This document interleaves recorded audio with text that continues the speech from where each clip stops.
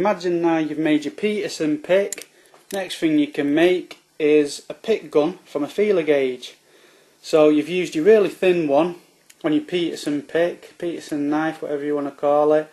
Next thing I've got is the rest of that £1 feeler gauge, and basically all I've done, I've cut this to replicate a similar type blade as you might get in a manual pick gun, like a Brockage or the Eagle pick gun, similar end pick, or you see them in the Klon pick set with the electric gun.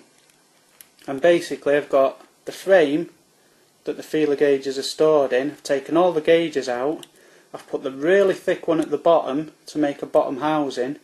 The one I've cut the blade with, which is a 0.50mm blade, I've made that with, and then the rest of the feeler gauge I've put all the blades on the top, and I just run a bolt through the back to hold it all together. Now all you do with this, it probably won't work on this padlock because I've not messed about with it for a while since I made it, but basically there's your feeler gauge. You push that into the lock, and in doing that,